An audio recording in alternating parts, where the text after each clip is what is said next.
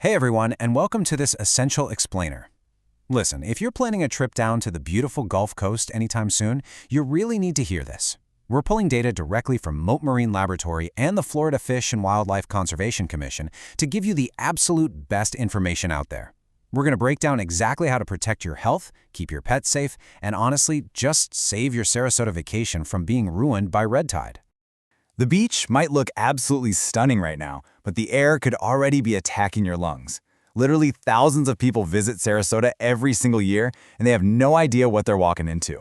Or worse, they make these really common mistakes that actually make their symptoms so much more severe. If you step out of your car and instantly smell a harsh irritation near the shore, well, your body is actively trying to warn you. Let's find out what it's saying. So, here's our game plan for today. We're starting with the invisible threat itself. Then we'll look at the real symptoms and risks. After that, we'll cover immediate actions and big mistakes to avoid, followed by protecting your pets and seafood. Finally, we'll go over how to track conditions live and exactly how to save your vacation. All right, jumping right into part one, the invisible coastal threat. So what are we actually dealing with here? It's a microscopic algae called Karenia brevis. And look, this isn't just your normal harmless seaweed. It produces these incredibly potent neurotoxins called brevetoxins. And here's the kicker. When the ocean waves crash and break these tiny cells open, those toxins are released directly into the water and right into the air you breathe. Now, you might be wondering, why on earth does Sarasota get hit so often? Well, it's pretty wild because red tide doesn't actually start on the beach. It usually kicks off anywhere from 10 to 40 miles offshore, way out in the Gulf of Mexico. It's the wind and the ocean currents that push all that stuff near the shore. And because Sarasota has this really complex system of barrier islands and bays, the conditions get incredibly patchy. Like a beach could be totally pristine at 9 a.m. and then completely toxic by 2 p.m. just because the wind shifted. Okay, moving on to section 2, symptoms and health risks.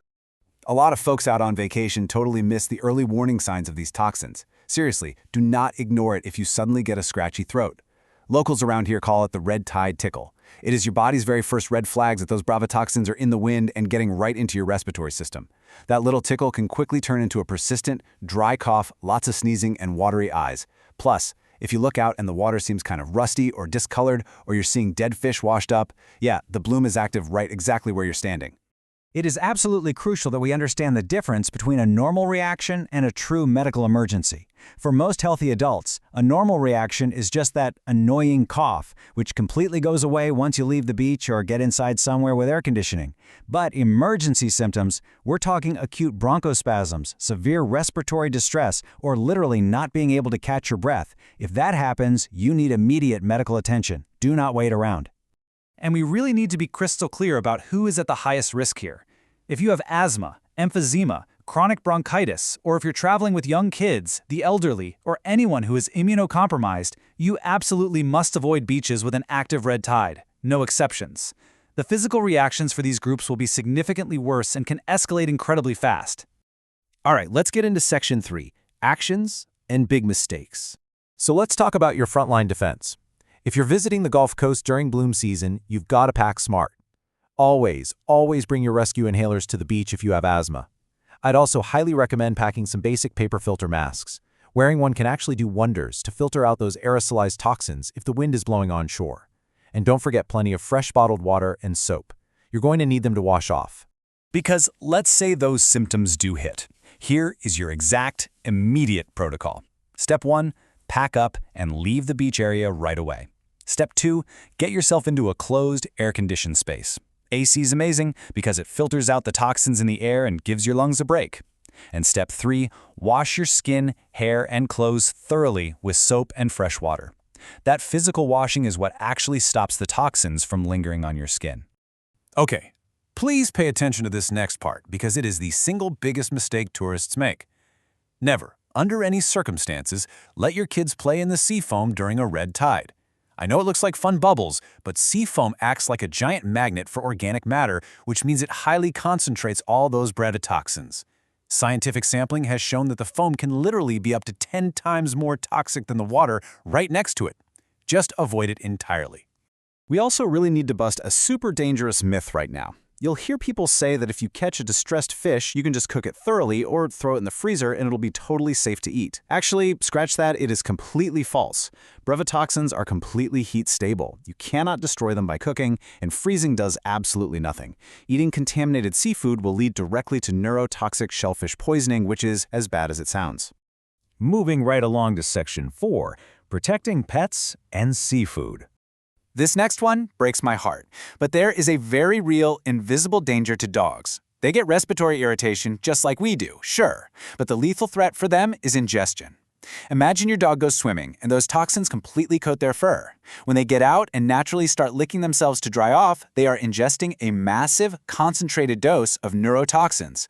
We're talking seizures, loss of balance, and persistent vomiting. If you see this, rush them to an emergency vet immediately.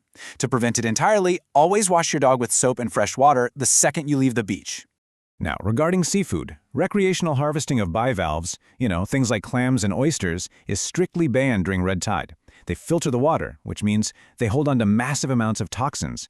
However, going out to a restaurant, perfectly safe. Store-bought and restaurant seafood is heavily monitored and sourced from clean, unaffected waters. If you happen to be fishing locally yourself, finfish are only safe if they are caught alive, filleted, and thoroughly rinsed with clean tap water. And please never, ever eat a dead fish you just found washed up on the beach. All right, Section 5, tracking red tide live. The absolute best news I can give you is that you do not have to guess if the beach is safe today. Locals use data, and you should too. The #1 tool is the Moat Marine Beach Conditions Reporting System, or the BCRS. You can grab the app or just go to visitbeaches.org. They literally have trained volunteers physically out there checking the beaches at 10 a.m. and 3 p.m. every single day, reporting on everything from coughs to wind direction. You can also pull up the FWC Daily Sample Map. Check these on your phone every morning before you even pack the car. And finally, Section 6, saving your Sarasota vacation. Look, even if the beach is a no-go, you can pivot your plans instantly. Sarasota has this incredible indoor infrastructure that is fully air-conditioned and totally safe from any coastal air issues. If you want marine life without the beach, go check out the brand new Moat Science Education Aquarium over at UTC. Want some culture? You have the gorgeous Ringley Museum or the Sarasota Art Museum. And if you've got kids bouncing off the walls, just hit Arcade Monsters at Lido Beach. A red tide day easily just becomes an awesome museum or arcade day. And check this number out. 50,000. If you really just want to be outdoors in nature, Sarasota and Manatee counties manage a staggering 50,000 acres of inland nature preserves, places like Rothenbach Park or the Celery Fields. Remember earlier when we talked about Carinia brevis being a saltwater algae? Well, it literally cannot survive in fresh water. So that means these gorgeous inland parks are 100% safe and completely free of any red tide toxins. Okay, before we wrap this up, I just need to quickly drop in this mandatory disclaimer. The information in today's explainer is just for educational purposes, so please don't take it as formal medical advice. Like we talked about, beach conditions change incredibly fast, sometimes by the hour. Always defer to the official guidance of local health authorities and watch out for those local advisories. And of course, if you or a family member experience emergency symptoms, please seek immediate medical attention. At the end of the day, red tide is just a natural part of the Gulf ecosystem, but it absolutely does not have to ruin your trip. By using tools like the Moat BCRS app, keeping an eye on those early symptoms, keeping your dog safe, and just having a solid backup plan, you can have an amazing, safe time. So I'm curious, have you ever experienced that red tide tickle while hanging out at the beach? Let me know your experience down in the comments below. Stay safe out there, stay informed, and we'll catch you in the next explainer.